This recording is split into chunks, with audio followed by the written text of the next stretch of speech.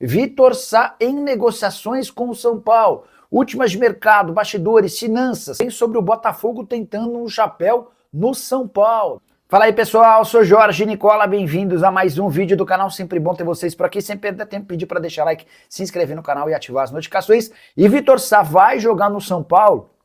Tricolor está em busca de reforços, já havia contado para vocês com exclusividade no último domingo que Domingos Duarte, zagueiro português, é alvo de uma negociação. Outra tratativa do Tricolor é com o Vitor Sá, atacante brasileiro de 32 anos de idade que não teve seu contrato renovado no Krasnodar. Ele até recebeu a oferta para permanecer na Rússia, mas pretende jogar no Brasil. E a opção pelo São Paulo passa por uma questão familiar. Ele, o pai e toda a família são extremamente são paulinos e eles têm feito força para que o acordo com o Tricolor aconteça. O grande problema é financeiro. A ideia do Vitor Sá é retornar ao Brasil com cifras parecidas às que tinha no Krasnodar. Vencimentos acima de R$1 milhão por mês. O São Paulo não precisa comprá-lo, é um jogador livre no mercado, mas tenta fazer com que ele aceite uma redução do seu salário para que se encaixe dentro da realidade difícil financeira do São Paulo.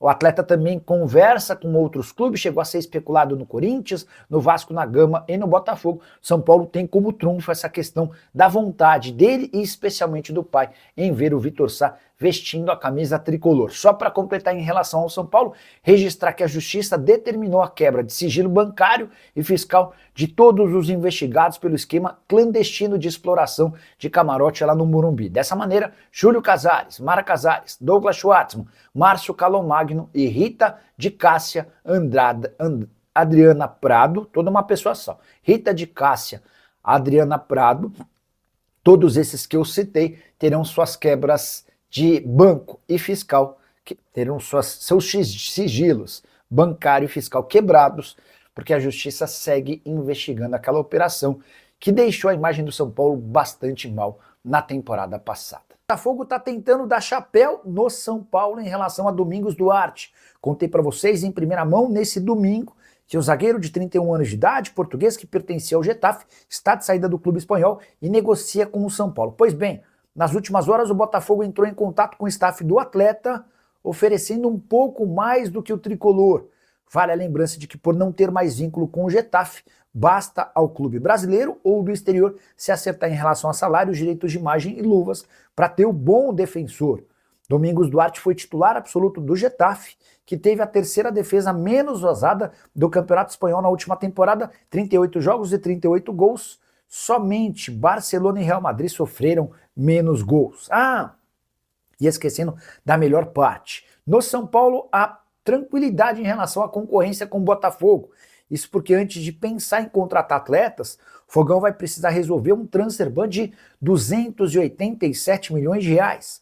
É que o clube já foi punido em 4 contratações que não foram pagas. E a soma desses 4 negócios que causaram transfer bans, ou seja, impedimento de inscrição de atletas, esses 287 milhões de reais precisam ser pagos antes que o Botafogo volte a registrar jogadores. As dívidas se dão pelos 120 milhões de reais que o clube deve pelo Almada, 85 milhões de reais pelo Santi Rodrigues, 48 milhões de reais pelo Juan Cruz e 34 milhões de reais pelo Arthur. Domingos Duarte é o novo alvo do São Paulo para a zaga, informação que eu contei em primeira mão aqui no YouTube na tarde e noite desse domingo, enquanto voltava de Budapeste. O zagueiro português de 31 anos de idade não renovará seu contrato no Getafe, onde foi titular absoluto e líder da terceira defesa menos vazada do Campeonato Espanhol. O Getafe terminou o ano com 38 gols sofridos em 38 partidas. Somente o Real Madrid com 35 jogos e o Barcelona com 36 gols sofridos foram menos vazados do que o time do Getafe. Por opção do Domingos Duarte, ele entendeu que era hora de buscar novos rumos. E apesar de ter propostas do exterior, ele gostou da ideia de se transferir para o São Paulo. Dorival Júnior e Rafinha deram aval à negociação e as tratativas agora estão relacionadas à questão financeira. Salários e luvas, o fato dele estar livre no mercado se enquadra aquilo que o São Paulo busca em relação a reforços. Tricolor que busca 2 defensores depois de perder o Dória, que pediu para rescindir o contrato, e também o Arboleda, que segue afastado. Para completar, registrar e contar um pouquinho sobre o Domingos Duarte, atleta que esteve no La Coruña ao lado de Pablo Mari, também defendeu o Granada e o Getafe. Seu clube inicial, onde ele se tornou jogador de futebol, foi o Sport. Para completar, em relação ao São Paulo, registrar que a derrota para o Remo por 1-0 nesse domingo fez o tricolor cair para o 8º lugar, e é nessa posição que o São Paulo ficará ao longo da pausa para a Copa do Mundo. Só 25 pontos conquistados, 5 de vantagem para o Vasco, que é hoje quem abre a zona do rebaixamento. E o São Paulo pode contratar Paulo Henrique Ganso, e o volante Nilton do Botafogo interessa. Duas especulações que surgiram ao longo da semana. Antes de gravar esse vídeo, conversei por WhatsApp com a fonte do Departamento de Futebol de São Paulo e quero trazer todos os bastidores dessa história. Primeiro, em relação a Paulo Henrique Ganso. Você vai lembrar que assim que surgiu a especulação, no dia em que o São Paulo se classificou contra o Boston River, troquei mensagens com o dirigente do São Paulo e ele falou: se o Ganso já tem algo fechado com alguém, não é com a gente. Pois bem, ao tomar conhecimento de que o meia está de saída de graça do Fluminense, houve uma reunião interna com o Rui Costa, Dorival Júnior, Rafinha e outras pessoas do departamento de futebol. Vale a pena ou não investir no Ganso? O tricolor desistiu de abrir conversas, de iniciar uma relação por conta de 2 motivos. Primeiro, a idade do Ganso, 36 anos. E as últimas experiências do São Paulo com veteranos não foram bem sucedidas, é só lembrar os casos de Oscar e Lucas Moura. O salário do Ganso também não é uma facilidade. Apesar de o Flu topar negociá-lo de graça, haveria necessidade de assumir os R$700 mil por mês a que tem direito o Paulo Henrique Ganso no tricolor carioca. Diante desse cenário, São Paulo descartou a contratação do meio-campista, que já havia feito em outros tempos sucesso pelo São Paulo. Em relação a Nilton, volante revelado na base do Botafogo, viveu bons momentos na temporada passada, nessa temporada perdeu um pouco de espaço, especialmente depois da troca no comando técnico. E diante desse cenário, o Nilton foi oferecido ao São Paulo. O tricolor gosta do nome, entende que pode ser um acréscimo para essa função de primeiro volante. O São Paulo também concorda em pegá-lo por empréstimo, aceitando uma obrigação de compra, mas falta que São Paulo e Botafogo se acertem em relação ao valor dessa obrigação de compra. O tricolor gostaria de ter essa obrigação por 3 milhões de euros. O Botafogo exige 5 milhões de euros. Se houver um entendimento entre as partes, o acordo será selado. Hora de falar sobre a seleção brasileira. Estão definidos os números dos atletas para a Copa do Mundo. E como já era de se imaginar, Neymar vai vestir a camisa 10. O Neymar ficou com a 10, o Vinícius Júnior, que usava 10, voltou a ser 7 e o Rafinha passou a vestir a camisa 11. O Matheus Cunha quem herdou a 9. Quero contar para vocês do 1 ao 11 os números escolhidos pela CBF. Na teoria, se tivesse todo mundo à disposição, imagino que essa seria a seleção de Carlo Ancelotti, com Alisson no gol vestindo a 1, Wesley 2, Gabriel Magalhães 3, Marquinhos 4 e Alexandro 6.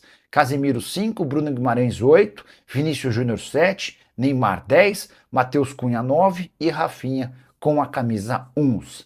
Importante contar que a seleção brasileira se despede do Brasil nesse domingo com um amistoso diante do Panamá no Maracanã. Expectativa de casa absolutamente abarrotada, a seleção que joga com seu time titular, exceção aos 2 zagueiros, o Gabriel Magalhães e o Marquinhos, que estavam jogando aqui em Budapeste a final da Champions. Importante registrar que antes da abertura da Copa, o Brasil ainda faz mais um amistoso em território americano contra o Egito. Registrar que perguntaram ao Carlo Ancelotti se ele convocaria o Neymar, sabendo que o atacante tem uma lesão de grau 2 na panturrilha. A resposta do italiano foi bem interessante. Abre aspas, se minha avó tivesse rodas, ela seria um carro. Faz sentido. Só para completar, registrar também que o Ancelotti foi perguntado sobre o que espera em relação à parte física do Neymar. Abre aspas para o técnico da seleção. O Neymar está trabalhando bem, está animado. Pensamos que ele pode se recuperar para a primeira ou segunda partida da Copa. Não temos dúvida de que não vamos trocar ninguém. Posicionamento oficial do treinador da seleção, acabando com qualquer especulação de que o Neymar poderia voltar das Copas sem entrar em campo. Hora de falar sobre a Arboleda, que resolveu contra-atacar o São Paulo. Só a hora que não foi das mais inteligentes. Pois bem, o Arboleda notificou o tricolor pedindo sua reintegração em 48 horas. Inclusive, o Arboleda exige que o São Paulo faça o anúncio através de seus canais oficiais de que o zagueiro equatoriano foi reintegrado completamente e não vai mais treinar de forma separada. na avaliação do Arboleda, há um prejuízo quando ele treina separado do restante do elenco. O São Paulo já se defendeu, afirmando que ele treina em horários alternativos por ter voltado abaixo fisicamente depois de 30 dias de sumiço. Você vai lembrar que ele se ausentou e viajou para o Equador sem dar qualquer explicação. Por que eu falei que esse pedido na justiça foi completamente fora de hora? Porque o São Paulo nesse final de semana enfrenta o Remo e sai para um período de férias. Então, qual é a lógica de o Arboleda pedir agora que treine com o restante do elenco, levando em consideração que todo o elenco, a partir de segunda-feira, estará de férias e só retorna em quase um mês, até porque, por conta da Copa do Mundo, os torneios por aqui serão paralisados. Já uso o espaço para comentário para opinar a respeito de mais essa iniciativa do zagueiro equatoriano. Você concorda? Acha maluquice? O que você faria com ele se fosse o presidente do São Paulo? Tô curioso para saber a sua opinião, beleza? O Palmeiras tem um caminho mais fácil do que o São Paulo, mesmo o Verdão estando nas oitavas de final da Libertadores e o São Paulo nas oitavas de final da Sula. Esse debate surgiu através de um depoimento do André Plihal, excelente jornalista que é apresentador nos canais ESPN. Plihal disse o seguinte, abre aspas, se o Palmeiras estivesse na Sul-Americana e caísse no mesmo chaveamento do São Paulo, teria mais dificuldade de ser campeão da Sul-Americana do que vai ter de chegar à final da Libertadores da América. Frase é muito forte, parece maluca, mas se você for olhar bem pros confrontos, eu tô para dizer que eu concordo com o Plihal e gostaria que você usasse o espaço para comentários para opinar também. Mas antes, bora entender os adversários de um e os adversários de outro. O Palmeiras caiu de um lado da chave na Libertadores sem os grandes bichos papões, como por exemplo o Flamengo. O Verdão enfrenta nas oitavas o Cerro Porteño e pode ter nas quartas Mirassol ou LDU. Na parte de baixo, também desse lado da Libertadores, os adversários são Platense, Coquimbo Unido, Fluminense e Rivadavia. A tendência é que o Palmeiras, se tudo correr dentro da normalidade, vence o Cerro nas oitavas, pegue a LDU nas quartas e possivelmente o Fluminense na semi. Já o São Paulo, na Sul-Americana, pega Grêmio ou Bolívar nas oitavas de final. Pode ter o Boca Juniors nas quartas de final e o River Plate na grande semifinal. Tire suas próprias conclusões, só não esqueça de usar o espaço para comentário para registrar o que você pensa do tema, beleza?